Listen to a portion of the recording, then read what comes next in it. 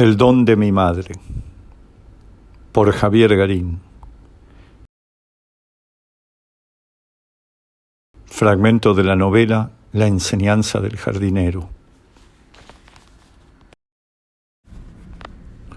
He dicho por ti y por mí que la muerte no existe, que el mundo no es un caos, que es forma, unidad, plan, vida eterna, alegría. Walt Whitman.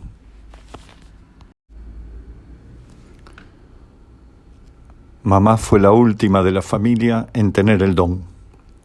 Lo heredó de mi abuelo Camilo y de mi bisabuela Pilar.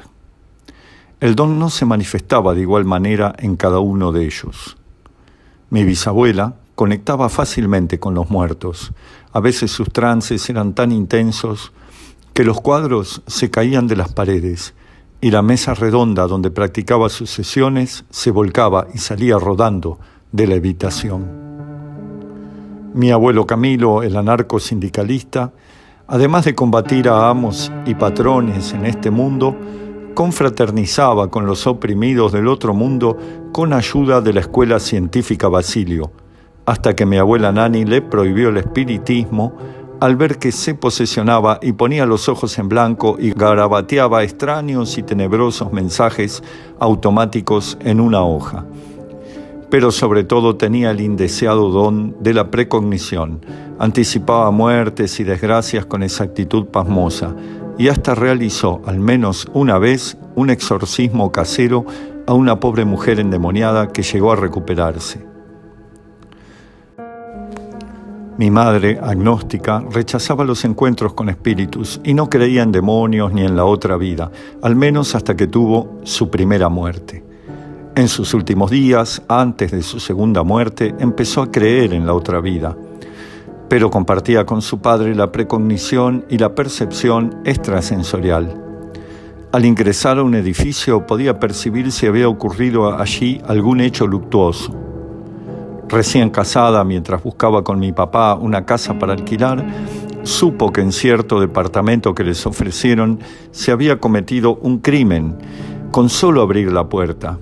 Los vecinos le confirmaron que allí habían asesinado a unos ancianos.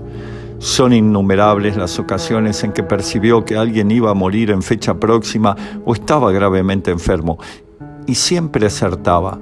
Podía saber si un ser querido se hallaba en dificultades graves o en trance de muerte a miles de kilómetros de distancia.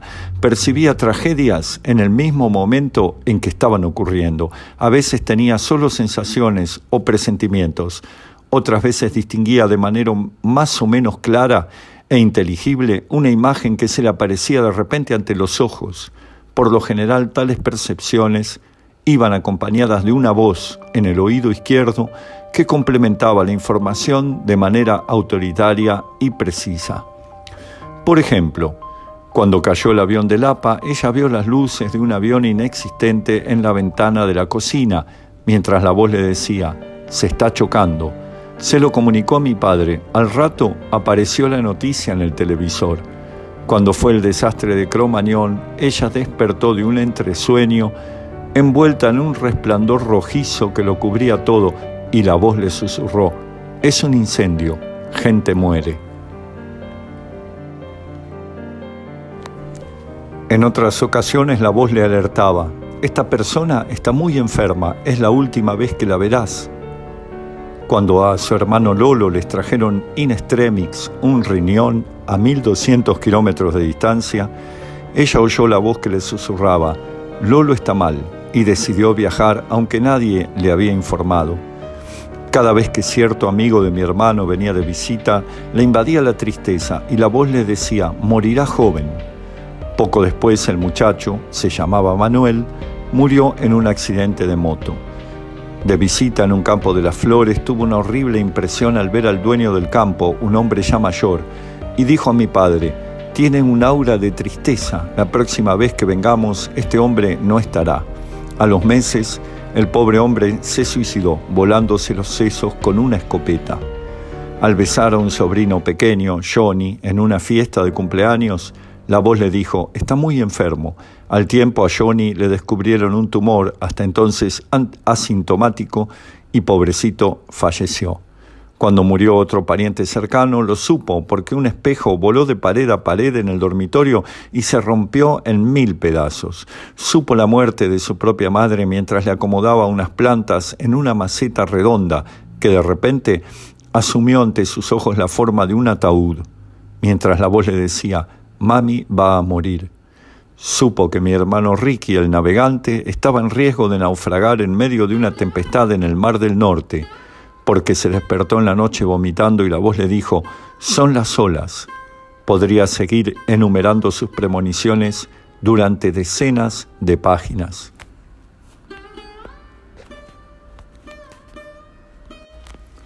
No se trata de simples casualidades o relatos ex post facto que se acomodan a los hechos. A mí me refirió varias de estas percepciones en el mismo momento en que las tuvo, luego confirmadas por los noticieros o por un ominoso llamado telefónico. ¿Por qué sus hijos, nietos o sobrinos no tenemos el don? ¿Por qué no lo heredé de mi madre como heredé el daltonismo? Esta anomalía visual, dicen, la transmite la madre a un hijo varón sin padecerla a ella. Debido al daltonismo que me legó, veo el mundo de manera diferente a los demás. Mi madre, mi abuelo y mi bisabuela percibían también un mundo diferente, un mundo donde, en vez de colores alterados, había presencias y sucesos misteriosos, inadvertidos para las otras personas. Mi abuelo no cuestionaba el don, aunque muchas veces lo lamentaba, pues le revelaba desgracias que hubiese preferido no conocer. Mi madre, sobre todo en sus últimos años, se planteaba interrogantes. Pero entonces, ¿el destino ya está escrito? Si yo puedo ver cosas que aún no sucedieron, ¿eso significa que no hay libre albedrío? ¿Que el futuro es inmodificable? Tal vez yo podría haber heredado una parte del don de no haberlo sofocado dentro mío a causa del racionalismo y el cientificismo que cultivé a partir de la pubertad, edad en que ciertos sucesos me hicieron perder la fe y volverme ateo y materialista recalcitrante. Empecé a ridiculizar estas vivencias, así como me burlaba con soberbia adolescente del catolicismo de mi viejo, a quien atormentaba echando mano a cuanto argumento anticlerical había extraído de los libros. Mi madre no creía en la religión y despreciaba a los curas, pero defendía sus vivencias psíquicas firmemente. Muchas veces intenté refutarla, atribuyendo todo a su imaginación. A pesar de que luego comprobaba que sus anticipaciones se habían cumplido, procuraba a toda costa darles una explicación racional o reducirlas a meras coincidencias. Recuerdo cuando, tras festejar una reunión con sus amigas en el patio, me comentó al día siguiente muy preocupada: «A Trini le va a pasar algo». Otra vez, déjate de joder, ¿por qué decís eso? Porque anoche no pude verle la cara en toda la cena. Cada vez que la miraba la veía tapada por una nube negra. Ella es morocha y no habría buena luz donde estaba sentada. Mi madre insistió en hacer la prueba. Se sentó donde la noche anterior y yo en el lugar de Trini, con la misma iluminación. Me dijo que no me daba ninguna sombra sobre la cara y agregó: «Trini se va a morir. Esa nube negra significa muerte». Días más tarde le descubrieron a la pobre Trini un avanzado tumor cerebral y poco después moría internada. Sin embargo, yo insistí en que era todo el fruto de la casualidad. A esta presuntuosidad obcecada nos ha reducido el pensamiento cientificista, como el jerarca eclesiástico que rehusó mirar por el telescopio de Galileo las montañas de la luna porque la Biblia negaba que fuera un cuerpo semejante a la Tierra. Así también nosotros, los racionalistas modernos, nos empeñamos en no querer ver nada que ponga en tela de juicio la lógica cientificista y la estricta razón cartesiana, o no exhiba una cadena de causalidad material rigurosa e irrefutable. Aquello que no puede reducirse a átomos y componentes tangibles pensamos que no existe.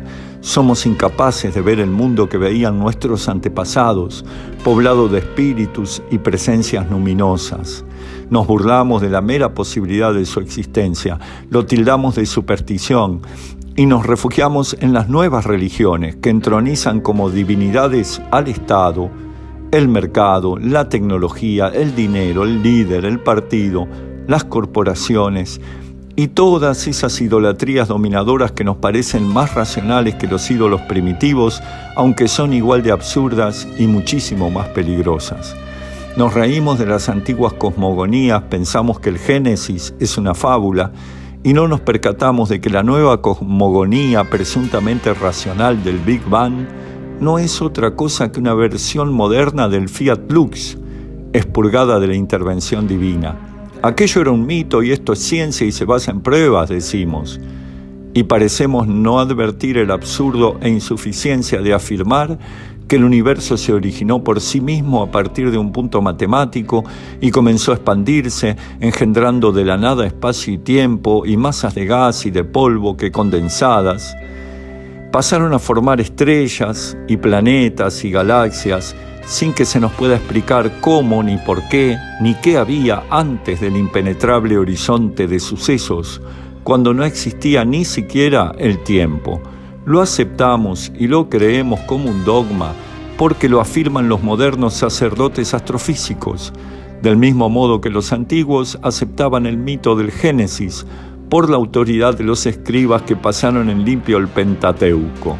Los teóricos más atrevidos osan afirmar que antes de este universo que se expande, hubo otro que se expandió y se contrajo, y antes otro, y sin darse cuenta no repiten ya el Génesis, sino los mitos hindúes de una cadena infinita de ciclos.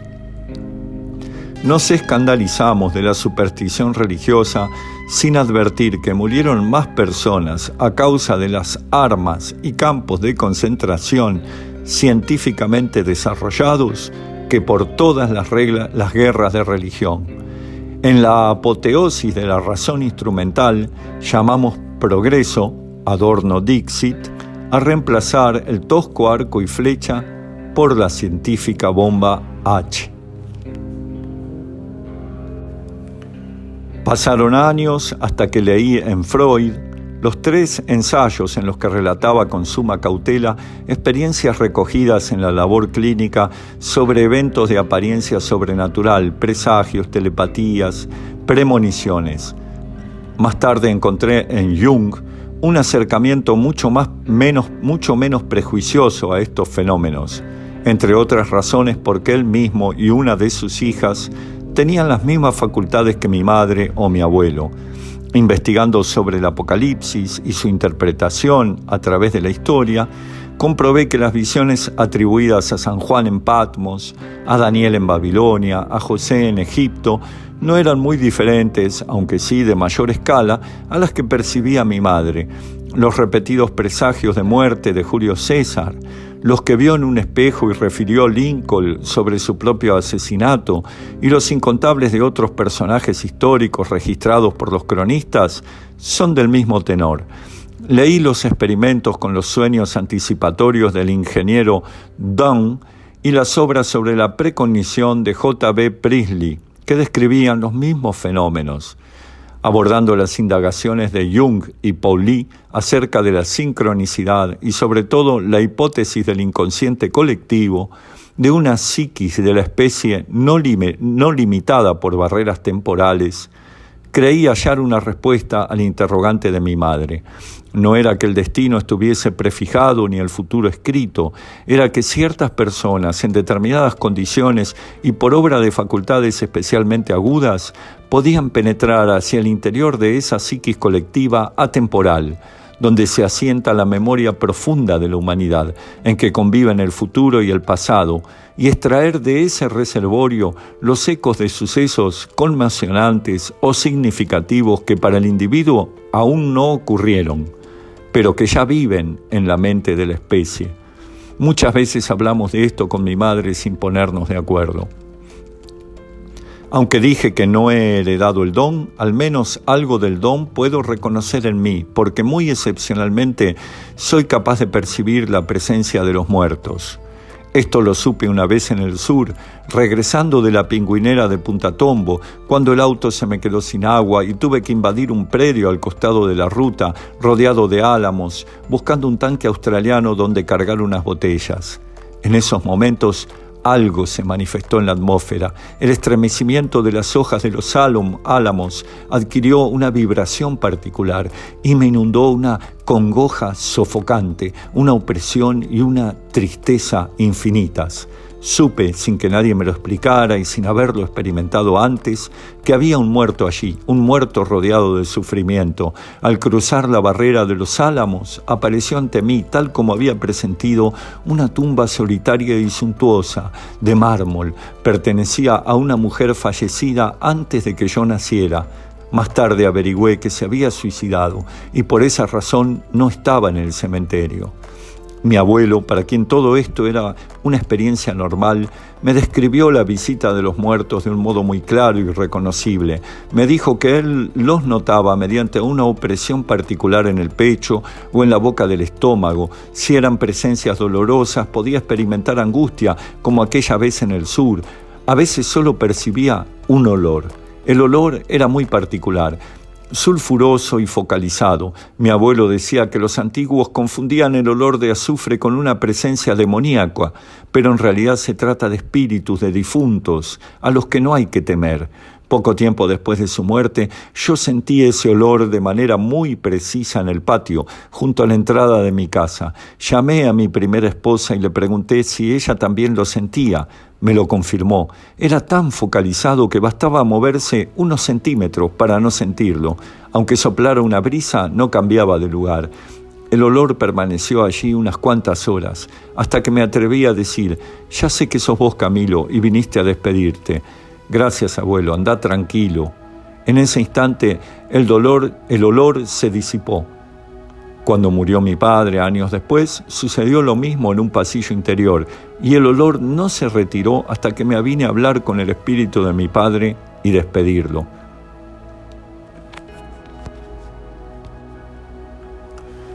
Por eso no me extrañó, en modo alguno, que pocos días antes de la muerte de mi madre hubiera pasos en el jardín sin presencia visible.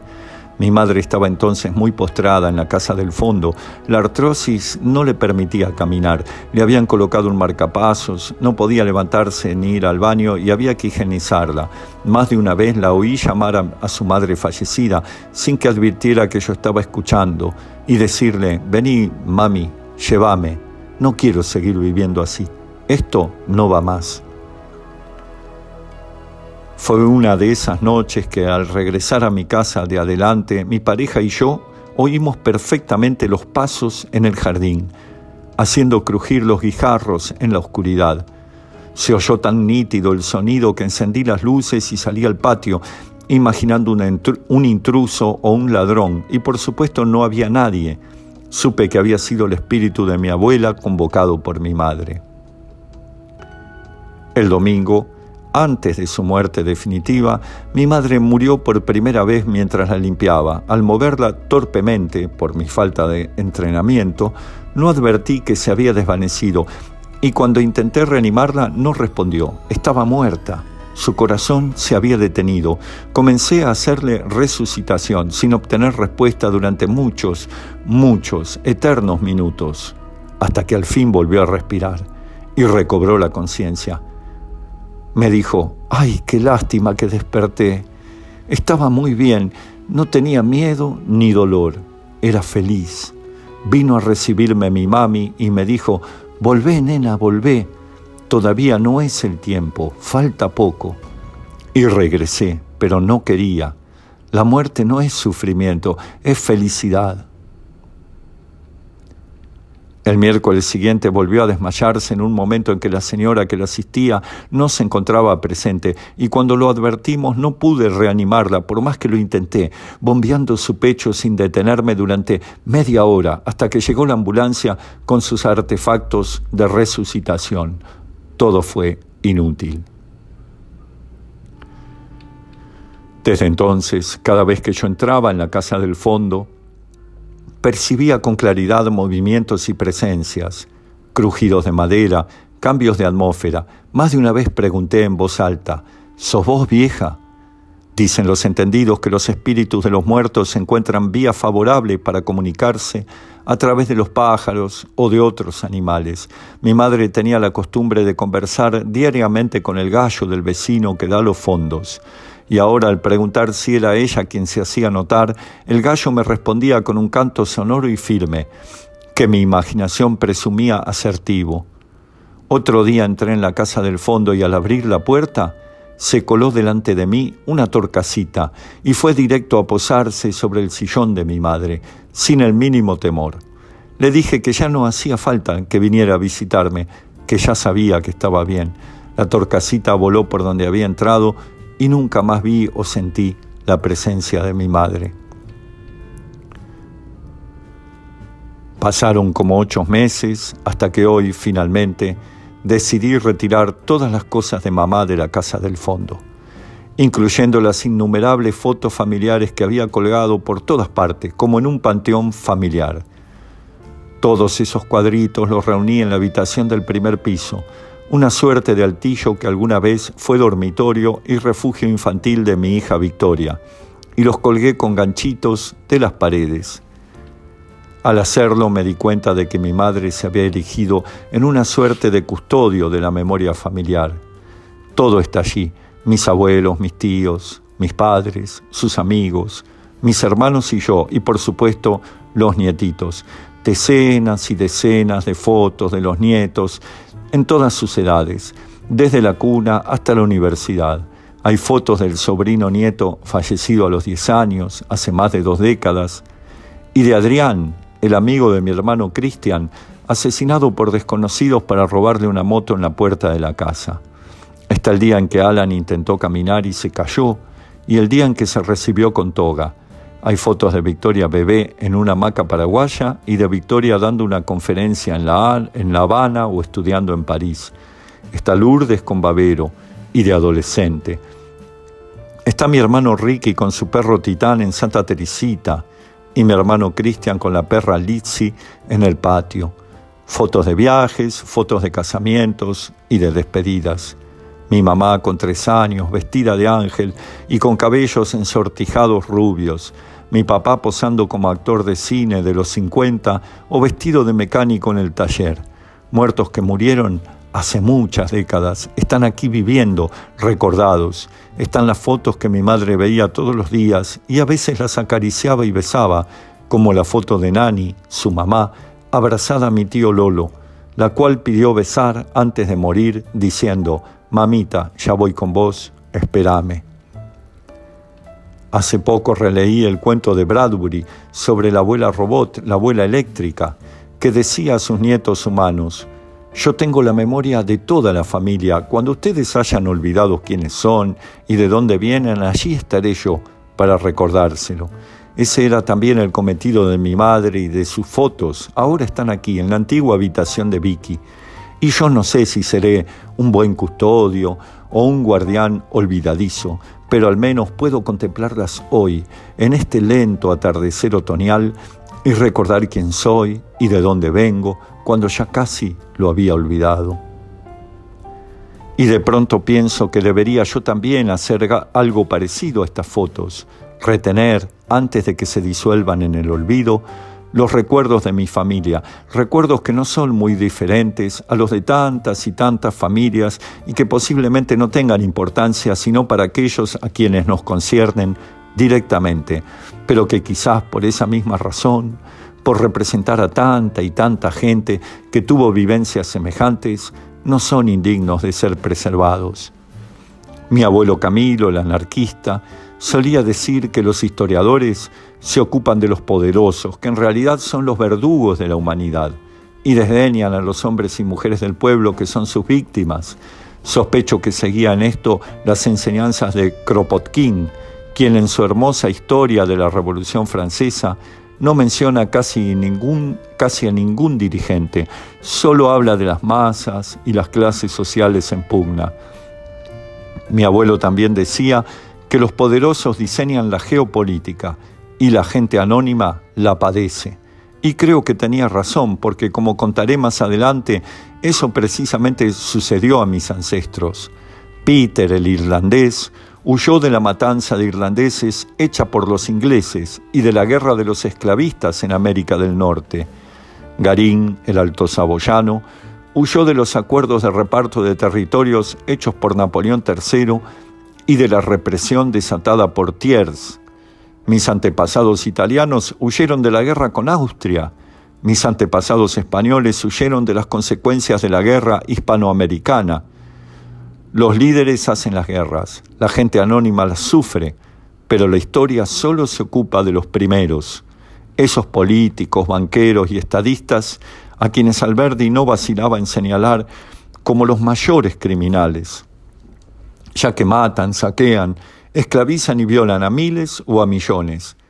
Cuando veo en las calles a los vendedores senegaleses expulsados de su tierra por la sequía y el cambio climático que generan las grandes potencias, pienso que así les sucedió también a mis ancestros. Ellos huían de las calamidades provocadas por otros, sin más aspiración que poder vivir en paz. Hace poco sufrí un robo callejero y fui herido seriamente, y el muchacho que me salvó al llevarme al hospital sangrando en su auto era un ucraniano, un joven escapado de los conflictos que precedieron a la invasión rusa de Ucrania. Siempre los líderes destruyendo y pisoteando a la pobre gente en nombre de la patria, la revolución, la soberanía, la libertad y todo ese palabrerío en los que se oculta la ambición, la codicia y el desprecio por los semejantes. De manera que en las próximas páginas hablaré de esta gente anónima que formó mi familia. Tal vez sus historias parezcan insignificantes, y sin embargo cada una de ellas es una epopeya en su diminuta escala. Recuerdo haber leído con emoción ese mismo concepto en Balzac, en su bella novela Grandeza y decadencia de César Birotteau. Allí se preguntaba quién sería el poeta capaz de cantar la odisea de un simple comerciante en perfumes que va a la quiebra. Pues por pequeña que sea la historia, hay también en ella una muestra conmovedora del espíritu humano, de sus sueños y sus derrotas, su valor y su heroísmo.